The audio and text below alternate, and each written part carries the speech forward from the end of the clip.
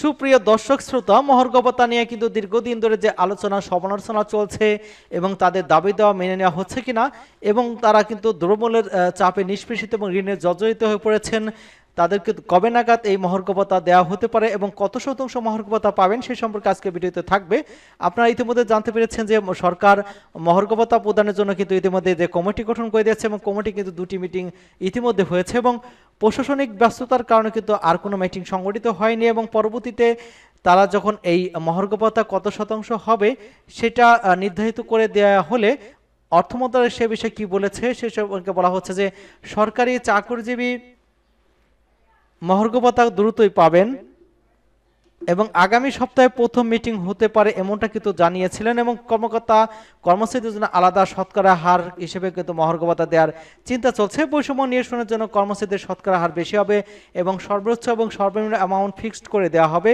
আমরা যদি পূর্বে জারিকৃত মহার্ঘ আদেশগুলো পর্যালোচনা করি সেখানে দেখব 20% 1500 টাকা এবং সর্বোচ্চ কিন্তু 6000 টাকা নির্ধারিত ছিল। পূর্বের পে স্কেলগুলোতে যদি আমরা লক্ষ্য করি সেখানে দেখব এরা তত পূর্ববর্তী কাঠামোগুলোকে অনুসরণ করেছে। আলোচনা দেখে মনে হলো এবার তার ব্যতিক্রম হবে না। আলোচনা শুনে এটি বোঝা গেল যে এবছর পে স্কেল সুবিধা চালু হচ্ছে না, কারণ যদি 2 থেকে 3টি সভা হয় তাহলে কিন্তু এই ডিসেম্বর মাস পার হয়ে যাবে শুধু প্রস্তাব তৈরি করতেই। প্রণোদনা বা বিশেষ সুবিধা ভাতাটি মহার্ঘ ভাতার সাথে সম্পর্কযুক্ত নয়। নতুন পে স্কেল জারি করা পর্যন্ত কিন্তু মহার্ঘ ভাতা এবং বিশেষ সুবিধা বহাল রাখা সমীচীন হবে। এবং 14 লক্ষ কর্মকর্তা কর্মচারীদের মধ্যে অধিকাংশ কিন্তু কর্মচারী থাকা সত্ত্বেও মহার্ঘ ভাতা প্রণয়ন কমিটিতে কর্মচারীদের জন্য কোনো সদস্য রাখা হয়নি। জ্যেষ্ঠ সচিব মুখলিসুর রহমানকে জিজ্ঞাসা করা হয়েছিল যে এই পদোন্নতি বঞ্চিত তালিকা চাওয়া হয়েছে, যেখানে কর্মচারীদের কোনো তথ্য চাওয়া হয়নি। গত 15 বছর কি শুধুমাত্র কর্মকর্তারা এই পদোন্নতি বঞ্চিত হয়েছে নাকি সেখানে কর্মচারীও ছিল? বঞ্চিত কর্মচারীদের পদোন্নতির ব্যাপারে কোনো রকম চিন্তা করছে না, তার মানে কর্মচারী দেশ গঠনে কোনো ভূমিকা রাখে না, এমনটা কিন্তু তাদের পক্ষ থেকে বলা হয়েছে। পূর্বের পে স্কেল শতকরা হারে ছিল জাতীয় বেতন স্কেলে আওতাভুক্ত সরকারি, আধা সরকারি, স্বায়ত্তশাসিত সংস্থা, রাষ্ট্রায়ত্ত ব্যাংক, অর্ধলগ্নি প্রতিষ্ঠানসমূহের সকল কর্মকর্তা কর্মচারীদের সামরিক বাহিনীর সকল সদস্য কিন্তু অন্তর্বর্তীকালীন ব্যবস্থা হিসেবে তাদের মূল বেতনের 20% হারে মাসিক সর্বনিম্ন 1500 টাকা এবং সর্বোচ্চ কিন্তু 6000 টাকা মহার্ঘ ভাতা প্রদানের সিদ্ধান্ত গ্রহণ করেছিল।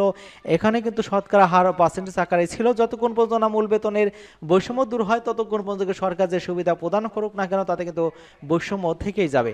আপনারা দেখতে পাচ্ছেন 2013 সালে যে মহার্ঘ ভাতার যে প্রজ্ঞাপন হয়েছিল সেখানে কিন্তু অবসরপ্রাপ্ত ছুটি পিআরএল যারা ছিলেন তারাও কিন্তু মহার্ঘ ভাতা আওতাভুক্ত ছিলেন, এবং এই মহার্ঘ ভাতা 1 জুলাই 2013 সাল থেকে কার্যকর হয়েছিল, এবং যারা ভুক্ত শিক্ষক কর্মচারী কিন্তু এই মহার্ঘ ভাতার আওতাভুক্ত ছিলেন, এবং বিনা বেতনের লিভ উইদাউট পে থাকাকালীন যে কর্মচারীরা ছিলেন তারা এই সুবিধা প্রাপ্ত হয়েছিলেন না।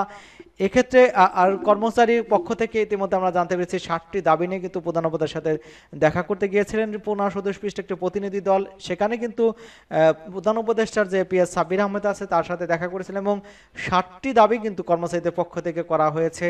এবং এখানে যেটা বলা হয়েছিল বৈষম্যমুক্ত নবম পে স্কেল বাস্তবায়নের লক্ষ্যে পে কমিশন গঠন করতে হবে, এবং পে স্কেল বাস্তবায়নের পূর্বে পর্যন্ত অন্তর্কালীন ব্যবস্থায় সেখানে 50% মহার্ঘ ভাতা প্রদান করতে হবে, এবং ইতিমধ্যে যাদের মূল বেতন শেষ দাবি উন্নীত হয়েছে তাদের বেতন বৃদ্ধি নিয়মিত করতে হবে। বেতন স্কেলের বৈষম্য নিরসনের 10 দফা বেতন স্কেল নির্ধারণ সহ পে কমিশন কর্মচারীদের প্রতিনিধি রাখতে হবে।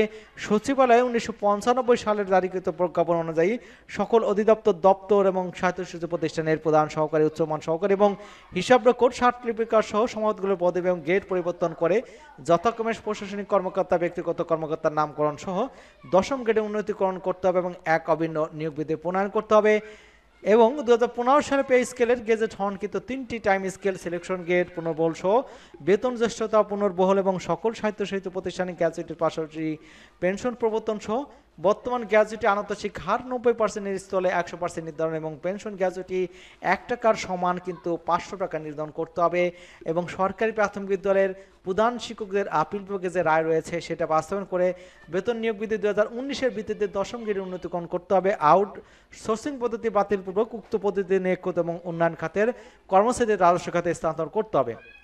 এবং ব্লক পোস্টে কর্মরত কর্মচারী সহ সকল পদে কর্মকর্তাদের পদোন্নতি 5 বছর পর পর উচ্চতর গ্রেড প্রদান করতে হবে এবং অধস্তন আদালতের কর্মচারীদের বিচারযোগ্য কর্মচারী হিসেবে গণ্য করতে হবে এবং এছাড়া টেকনিক্যাল কাজে নিয়োজিত কর্মচারীদের টেকনিক্যাল পদ মর্যাদা দিতে হবে। এবং 6 নম্বর হচ্ছে বাজার মূল্য লাগামহীন উদ্যোগতি এবং জীবনযাত্রার ব্যয় বৃদ্ধি এবং মুদ্রাস্ফীতি বৃদ্ধি বিষয়ে বিবেচনা করে দেয় সকল পদে পুনর্নির্ধারণ করতে হবে এবং উন্নয়ন প্রকল্প পদে রাজস্ব খাতে স্থানান্তর করে পদধারীদের প্রকল্পের চাকরিকাল গণনা করে টাইম স্কেল সিলেকশন গ্রেড প্রদান করার অবকাশ মর্মে নেই, যে মর্মে যেটা প্রজ্ঞাপন রয়েছে সেটা অর্থমন্ত্রী জারিকৃত বৈষম্যমূলক আদেশ বাতিল করতে হবে। এবং দিন শেষে আমরা যেটা দেখতে পাচ্ছি যে এই বৈষম্য নিরসনে কিন্তু নর্ম পে স্কেলের বাস্তবায়ন করা ছাড়া কিন্তু সম্ভাবনা, কারণ যে মহর্গতা দেওয়া হবে তা কিন্তু খুবই অপ্রতুল।